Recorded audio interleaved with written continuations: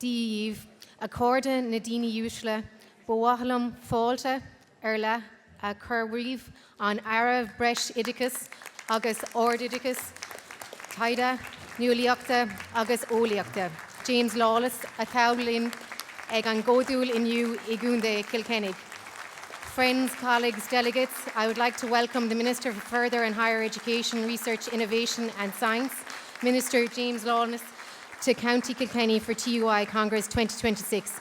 Can I also welcome Secretary General Colm Reardon and our colleagues from the Department, Andrew Conlon, Principal Officer, Deirdre Flynn, Doreen Doggett, Amy Irvine and Claire O'Sullivan. Please give them a warm welcome.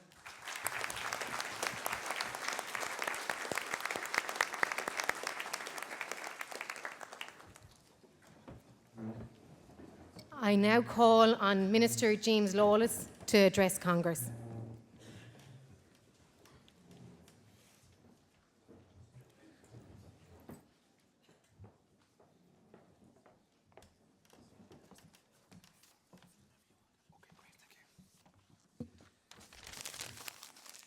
Díomh Accorda, agus Tronona what? Currently us and down anew. Good afternoon, everybody. It is a pleasure to be with you here in Kilkenny for your annual Congress. I want to thank your General Secretary, Michael Gillespie, your President, Anthony Quinn, all of your executive team, and you, the delegates, for making today happen and for all that you do every day around the year for the benefit of education and learners. It is a year since I attended my first conference of TUI this time last year in Wexford. I was only minister a few weeks at that stage. I was still learning myself, and indeed I still am. Every day is a school day. But reflecting back on that last year, I think there has been some real tangible progress across the technological and FET sectors. Progress like record levels of investment in research and educational infrastructure to support learners and communities nationwide. Increased capacity in high demand courses, strengthened apprenticeship pathways, lowered costs for students and their families, and much more. Alongside this policy investment and financial investment and policy development, I'm also encouraged by the equally important accomplishments of you and your colleagues, which I see travelling around the country. I'd like to think I'm a hands-on minister, and I've made it my business to get out and about over the past 12 months and visit many educational establishments and see firsthand the good work that all of you do and the benefit that learners derive from it. It is that combination of strong national policy and skilled educational practice that can create the environment for national prosperity, which means national societal progress and success, regardless of the challenges that continue to arise. As the great statesman Kofi Annan put it, knowledge is power, information is liberating, education is the premise of progress in every society, in every family. I think they're values that we all share here today. I know the theme of today's conference is education for the future. I think that is particularly apt as Ireland's education and skills landscape undergoes a profound transformation. The establishment of technological universities represents one of the most ambitious structural reforms in decades. These institutions are delivering a new model of higher education, one that is regionally rooted, industry engaged, globally connected, and so well served by many of you in this room. Since I last spoke to you, I have announced the Targeted Investment Fund, the TEF, which will see another €65.8 million provided to support the strategic development of the technological sector and specialist public colleges. That funding would support the growth of institutions across the country and is an illustration of the government's commitment to investing in people, in research, and in regional capacity through TUs and IoTs. I've also brought forward and had passed through the Houses of the Oireachtas an amendment to the National Training Fund Act, the NTF, to enable new investment to flow from this year onwards. The government has committed €1.485 billion from the fund over 6 years out to 2030, delivering a major boost for higher education, skills and research. Real resources, real funding, making a real difference. For the first time, that NTF fund can now cover new areas, including capital investment, core higher education funding, and research supports. As this funding flows into the sector, our technological universities are moving out of the establishment phase. To use the well-worn phrase, we are at the end of the beginning in the development of our TUs.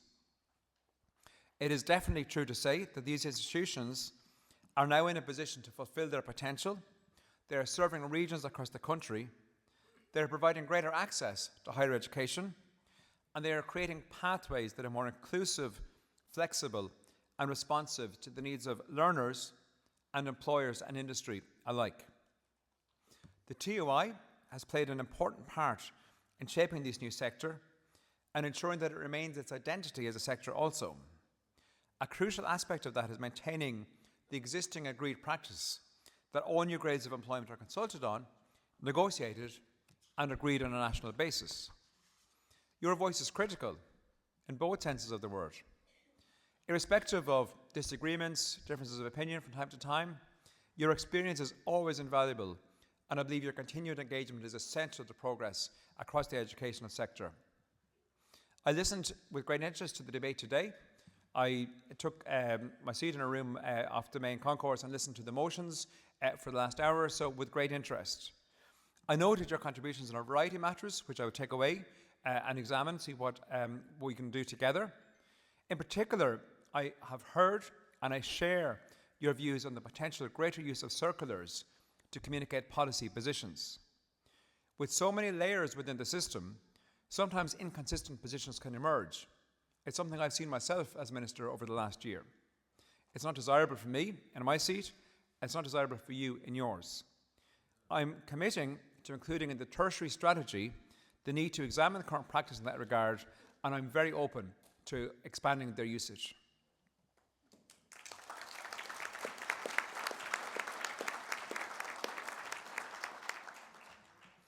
I agree also with the TUI that our educational institutions must be able to attract, retain, properly recognise and reward academic excellence. That is one reason I was delighted to secure approval from Government just before Christmas for the introduction of the new professor grade, with 25 posts to be initially recruited across the TUs. These posts will build the research capacity, academic leadership, and international credibility of the technological sector, and I hope are welcomed by all. Without getting into the weeds of the negotiations, I want to acknowledge that the TUI is seeking to use local bargaining within the current public service agreement to facilitate the introduction of those professorships and other new academic grades over time. I understand the approach, and my officials and I are supportive of it. I don't think any of us realised at the outset just how many interpretations of local bargaining there could be and how complex the process would become. Those of you working in FHET are also waiting for movement on various claims that have been lodged. I understand and I share your frustration, and I can promise you that I and my officials are working with colleagues in the Department of Public Expenditure to advance your case. Discussions are also going on between the Department of Public Expenditure and the Public Services Committee of the ICTU. We are all keen to find a solution before new pay talks got underway, and I would certainly give you my commitment today that I will continue best efforts and endeavours along with my team to achieve that.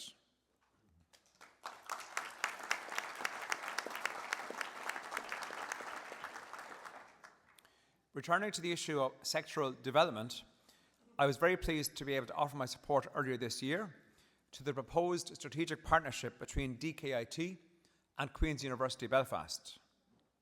DKIT is now on the road to becoming a legally recognised University College of Queen's with alignment on awards, research, quality assurance. This is a really exciting, positive, landmark shared island project. It will create a truly world-class institution on the Dublin-Belfast corridor in the northeast region. It will strengthen connections across the border by bringing together students, researchers and educators, and it will also build networks beyond academia, into research, into industry, into education, connecting students, supporting innovation, and creating pathways to employment across the island of Ireland. It's also the first all-Ireland university, which I think is something to be proud of in itself. I've been clear about the need to engage with staff on the development of this partnership, And I know that DKIT has a confirmed consultation schedule that very much includes the TUI.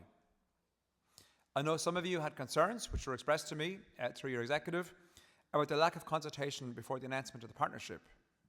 To clarify and to share with you, the TUI was informed on the same morning that I informed other cabinet ministers. This was a sensitive matter which was brought to fruition and had to be done in a very synchronised manner to make sure everybody leaped at the same time. There was no sidelining, and there will not be any sidelining of the staff voices. I can confirm as well that terms and conditions of staff will not be impacted by the partnership, and that the Institute will continue to play a vital role as part of the technological sector in Ireland. I'm also very mindful of the potential that exists within our other IoT, the IADT, the Institute of Art, Design and Technology in Dún Laoghaire. I work with the IADT closely. I've met the team many times, and I'm a huge supporter of that institution. And my department and the HEA will continue to offer support with significant financial and expert guidance. The Institute is very strong in specialised fields like media, film, gaming and digital content, which are only becoming more pertinent as we move into a digital age.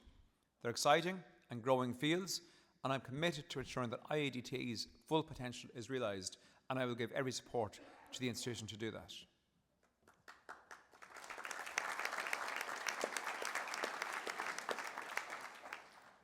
Alongside the development of the technological sector, we're witnessing a parallel renaissance in further education and training. Through targeted investment, strategic oversight, and the work of dedicated educators, FHET is delivering life-changing opportunities across communities all over the country. I see this firsthand when I visit FHET colleges, whether it's adult literacy, community education, youth reach, prison education programs. I have seen firsthand educators reaching out to individuals, sometimes from the most challenging and disadvantaged backgrounds, helping to shape them as learners and guiding them on routes to success.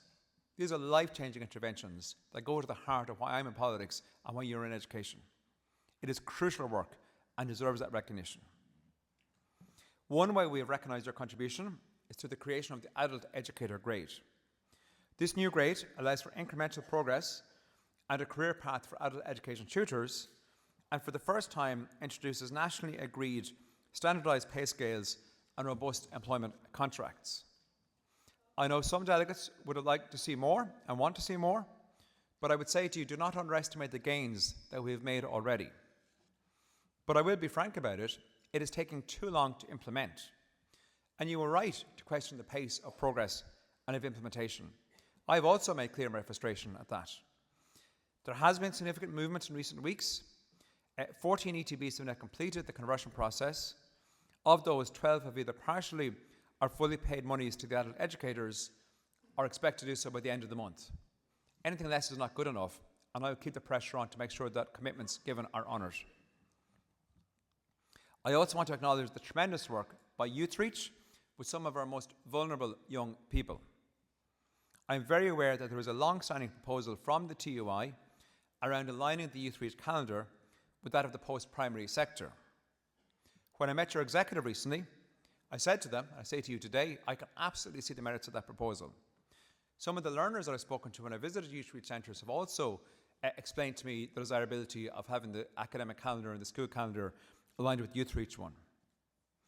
There are, however, potentially significant impacts on the same learners not going to a structured environment during the holiday season and during the summer term, as well as some value for money considerations and wider staffing implications to consider. So while I'm very sympathetic, it's not clear cut. I think we have to find a way together to ensure learners who may be outside the system, if we were to go to a more traditional calendar, are still supported and still have a framework there to meet their needs outside of term time. I'm sure you'll agree that an evidence-based assessment is essential to determine how best we should deliver this important service.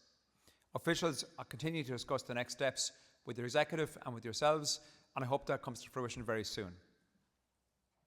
Looking to the FET transformation and the College of the Future model, working closely with my colleague Minister of State Marian Harkin, I will continue to focus on FET with the soon-to-be published Creating Futures 2026 to 2030 strategy. This sets out an ambitious programme of reform and builds on recent investments.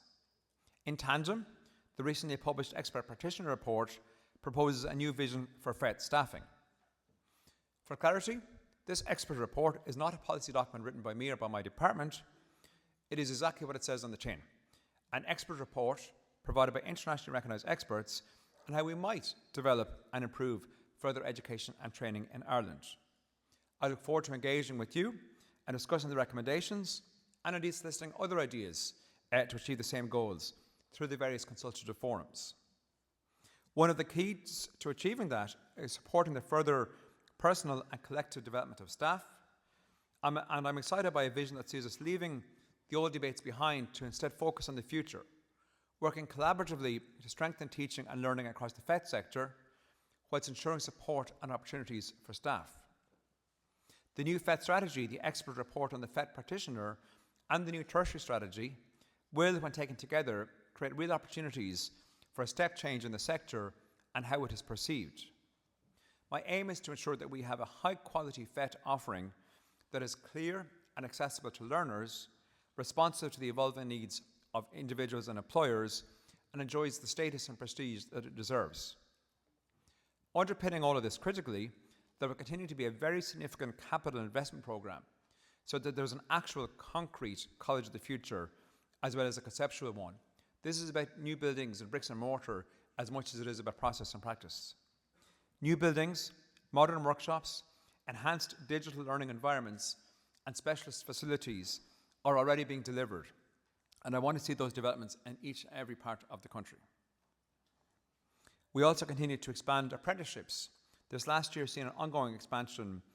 Apprenticeships, as you know better than I, are the engine room of Ireland's infrastructure ambitions. That is why we are delivering the largest ever investment in apprenticeships, because whether it's housing, healthcare, transport or energy, every major project depends on a skilled, capable workforce. For the ambitions set out in the programme for government across transport, across housing, across energy, across water, across the grid, to build out the critical infrastructure at scale that we need, apprenticeships will be absolutely key ingredient into that mix to deliver for our nation. There are now 80 apprenticeships on offer, 24 of which were launched since the formation of my department 6 short years ago. Investment has in fact increased by over 120% to more than 410 million today, and apprenticeship registrations have jumped 78%, almost 9,500 in 2025. We have a programme for government target 12,500 by 2030. Apprenticeships have proved to be a valued option, rightly, for both employers and apprentices, but we can improve the offering and we can do better and drive further again. As you know, I've requested the transfer of curriculum and assessment responsibilities to the educational providers. I did this because I believe that those directly responsible for delivery of training are best positioned to maintain high academic standards.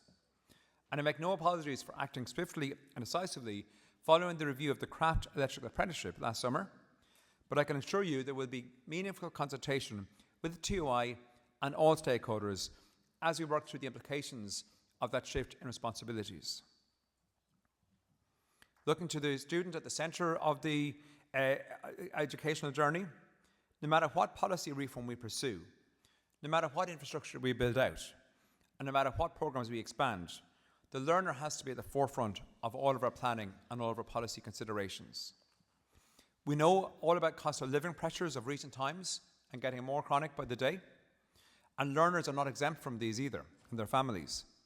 That is why in the last budget I introduced a range of measures to help students and their families, including a reduction in the student contribution fee, an increase in the SUSI income threshold, increased grants for all non-adjacent students living further away from college, further funding for students with disabilities, further funding for student mental health, further funding for the Student Assistance Fund, and a range of measures, primarily targeted ones, to get the most help to those students and families that need it the most. I'm also determined to support students in finding somewhere affordable to live. This is a key part of the educational journey, and to fully partake in the educational experience, you have to be on or around campus. You have to be part of the college and not just travelling to and from the classroom. That is why I recently published the second National Student Accommodation Strategy, which sets out a focused, targeted plan with real concrete actions to support the delivery of 42,000 new student beds over the term of that programme. Before I conclude, I want to step away from the detail and talk more policy considerations for a few moments. Most of the focus, most of the debate is about operational matters, rightly so, understandably so. Funding, staffing, supporting students and their families with costs, and making the wheels turn. It's a lot of what we talk about today, a lot of what I talk about every day, a lot of what I imagine you talk about every day. It's a lot of focus. But I think that there's times we need to step back from the detail and look at what we as a society expect from our educational system and what is the purpose and the ultimate goal of education. Many of the old certainties about working life have been fading for some time and are not the reality for this generation. We've already been seen witness to significant flux and change, and that was even before AI and digitalization came along at speed, tearing asunder what we thought we knew and opening up a future that would be defined by things we can barely start to imagine before they are already a reality. Some of the students starting courses today, unfortunately, may find those courses at risk of obsolescence before they even graduate. This is the pace of change, of digital change, of ongoing evolution and instability. Add to this a very volatile geopolitical situation, climate change, the fraying of shared norms and conventions, and even our shared experience of reality. And it is clear we need to think more deeply about how we are equipping young people, not just to survive in this new world, but to thrive in it, to shape it, to be change makers and not change takers. We surely have a successful story to tell. Ireland has done well in education. It has been the bedrock of our national policy and success story for decades. We have an excellent further and higher education system, and we have a lot to celebrate and be proud of. Graduate outcomes are good. Of the class of 2024, 80% were in employment 9 months after graduation. 6 out of 10 felt their course was relevant to their job. But in this new world, more than ever before, past performance is not a guarantee of future success. We need to continue to adapt, to be responsive to the changing world around us. We need to prepare students for the future, not just by anticipating the demands of industry and the labour market, although of course that is a significant part of it, but by preparing them to be the constant in a world delivered by flux. Lifelong learning is incredibly important and is fundamental to that changing world around us. But we must start with building an even wider base of core skills.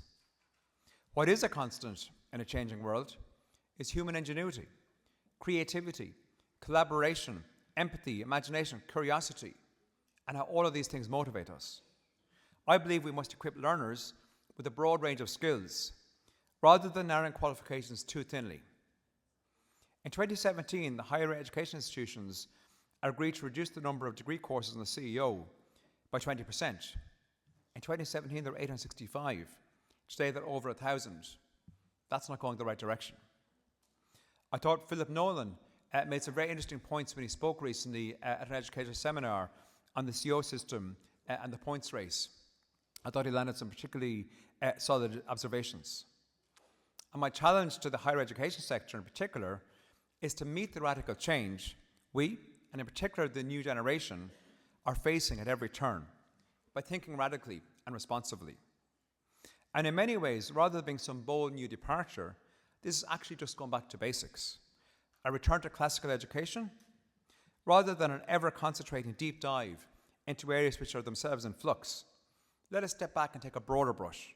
Let's give students exposure to many common pillars.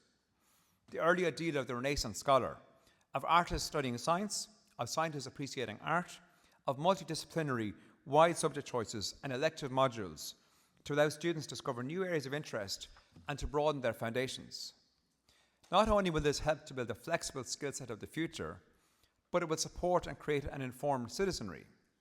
The ability to think independently, to analyse a set of facts, to communicate, to apply their own lens of judgment to a given scenario. Surely that must be good for society as well as for students. I'll never forget my own history teacher in Leaving Cert telling us in class that dates and facts being repeated on the page might get us a pass mark, but for our honour, we had to say what we really thought. The ability to think rather than the ability to remember. And to have skills that are portable, transferable and versatile. Teach a man a thought, educate him for a day. Teach him how to think, educate for a lifetime. This is increasingly important in a world that is not black and white, but it's multicolour, it's complex, and constantly changing. Eamon de Valera served as the Chancellor of the National University almost a century ago. Whilst most famously a mathematician, he prized scholarship in all disciplines and the independence of thought. When he spoke about the concept of university, he said, "A nation's university should not be a machine for casting standard types and stamping them out. Nor should it be merely a venerable seat of learning. A musty old library could do that. A nation's university should throb with the living fires of a nation's soul, reflecting out its most energizing beams. A place for learning, a place for debate, a place for thought, and a place for challenges. I think a century later those same principles hold true, and I think those energizing beams are multifaceted and strongest when they are broadest. If we start by considering the potential benefits for students of broader entry degrees, giving students the opportunity to delay specialisation until later into their course. It could also mean more opportunities to develop transversal skills, opportunities to learn across disciplines, interdisciplines, and potentially reduce some of the pressure for points, which creates so much stress in senior cycle. I want our higher and further education institutions to translate radical thinking into radical action that puts students, their present and their futures at the centre, and to demonstrate that with not just words, but actions. And I want to see our shared ambition for young people translate into meaningful change through reform of not just how students enter higher education through the CEO and other routes, but also how they traverse the education experience and how prepared they are for the world beyond it. None of this, to return to as I said at the start, all of this requires partnership and engagement. The voice of the TUI as educators must have a role in shaping policy and implementation. I am not naive. I recognise change can be unpopular, and it can bring challenges such as workload pressures, uncertainty, and the need for ongoing support or upskilling. They are real concerns. They are valid concerns, and I hear them. And they must be addressed through meaningful dialogue and engagement. I firmly believe that together, we can ensure that reform is not only ambitious, but is sustainable, fair, and grounded in the experience and lived reality of you as educators. In closing, I want to stress again that I view it as our shared responsibility to provide the skills, talent, knowledge, and innovation that our country needs. I look forward to continuing to work with you to build the capacity and resilience of TUs, IOTs, and FED colleges. If we do that, we will strengthen Ireland's ability to withstand the global headwinds and truly provide education for the future. I opened my speech by quoting the great African UN leader Kofi Annan, to close with another African statesman in the world, Nelson Mandela. Education is the greatest weapon to change the world. Please continue educating, continue changing hearts, minds, and the world. Go raibh míle maith agam.